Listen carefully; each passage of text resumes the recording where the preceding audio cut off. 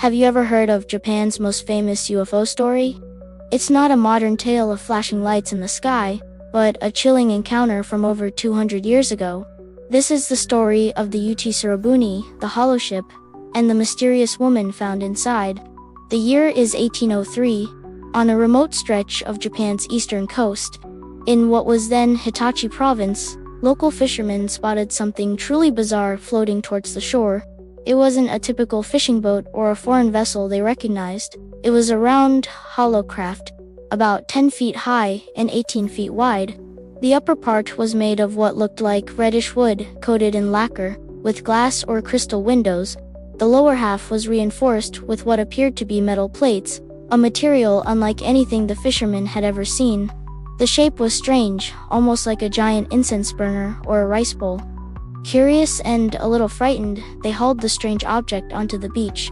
As they peered through the glass windows, they were met with an even more astonishing sight. Inside was a young woman, perhaps between 18 and 20 years old. Her beauty was otherworldly. She had fiery red hair, possibly extended with white threads or powder, a common practice at the time, yet her features were unlike any locals.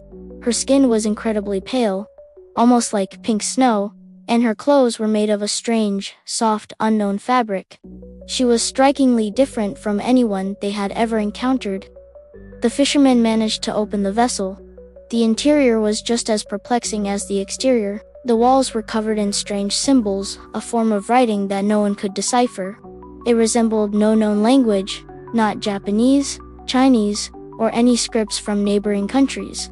The woman, looking startled and wary, clutched a small, pale wooden box to her chest. She held it so tightly, as if it contained her most precious possession, and wouldn't let anyone near it, no matter how much they tried to gesture or communicate. The villagers gathered around, trying to speak to her. They tried Japanese, but she just stared back with wide, uncomprehending eyes. She spoke, but her language was a cascade of sounds they couldn't understand. It was melodious but utterly alien. Was she from Russia, Korea, China? No, her appearance and her language didn't match any known people. She seemed gentle and polite, but deeply frightened and alone. She had a small supply of water and food that looked like some kind of paste or cake, suggesting she had been on a long journey. The village elder was consulted. What were they to do with this strange visitor? They were bound by the shogunate's rules to be wary of foreigners. Her inability to communicate, her strange appearance, the undecipherable script, and her fierce protection of the mysterious box all added up to a terrifying puzzle. Was she a banished princess from a distant land, an exile sent adrift for some unknown crime? The box she held so dear only deepened the mystery. What could be inside? Some said it contained the head of a deceased lover, a common and gruesome practice for disgraced nobles at the time. Others whispered it held a powerful artifact or technology from her homeland. The debate raged on. Some villagers were compassionate. They saw a frightened young woman, lost and in need of help. They offered her food and water, which she politely accepted.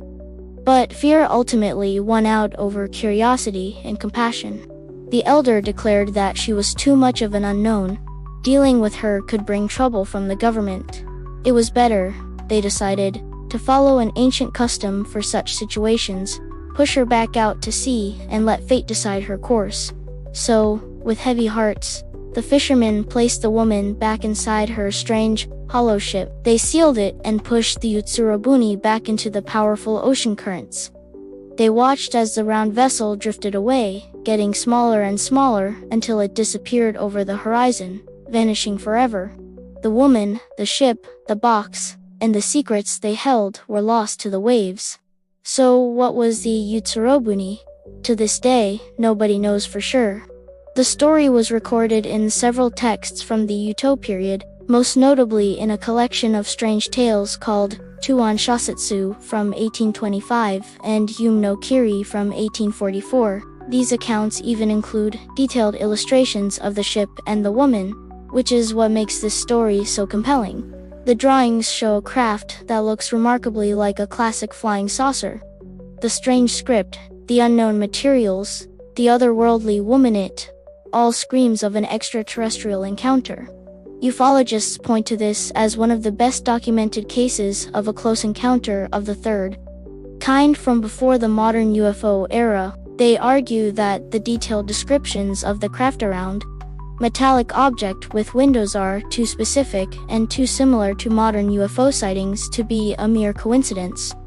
The unrecognized writing could be an alien language, and the woman, an extraterrestrial visitor who found herself stranded on our planet. Her pale skin and red hair could be features of her species.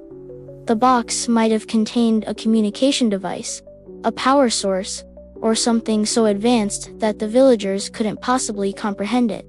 But historians and folklorists offer more grounded explanations. They suggest the story is a blend of local folklore and a real event, perhaps exaggerated over time.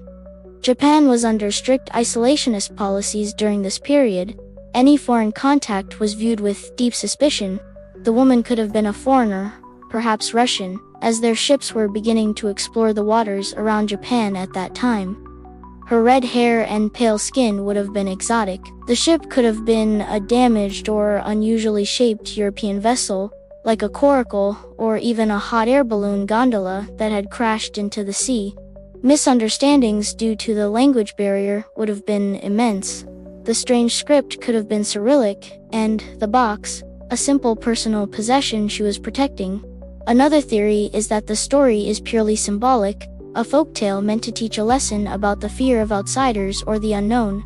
The woman represents the other, the foreigner, who is both intriguing and frightening. Pushing her back to sea symbolizes Japan's isolationist policy, choosing to remain closed off rather than engage with the strange and unfamiliar. In this interpretation, the Utsuro-bune isn't a physical object but a powerful metaphor. However, the details in the original texts are what keep people coming back to the alien theory. The writers of the time recorded the event as fact, not fiction. They documented the materials of the ship metal and glass and the strange script with a sense of genuine bewilderment. If it were just a story about a Russian woman in a round boat, why describe it in such fantastical, almost science-fictional terms? Why would multiple, independent accounts from the era describe the exact same peculiar details? Let's think about it. A circular craft made of unknown metal, with crystal windows, capable of traversing the ocean, an occupant who looks human but isn't quite right, who speaks an unknown tongue and carries an unknowable artifact. The villagers, unable to understand or help, send her back into the abyss from whence she came. It sounds less like a distorted account of a shipwreck and more like a genuine report of something truly alien. What do you think?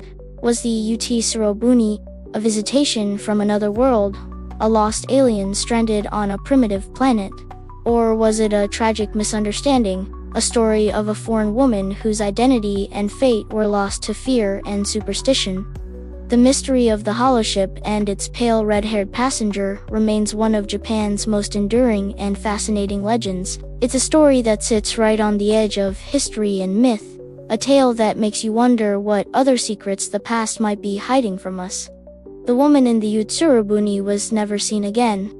Her story is a ghost on the ocean, a whisper of a close encounter that happened centuries before we started looking to the stars. It leaves us with more questions than answers, and perhaps that's why it's so captivating. The truth, like the ship itself, may have drifted away, lost forever in the vast, dark ocean of time.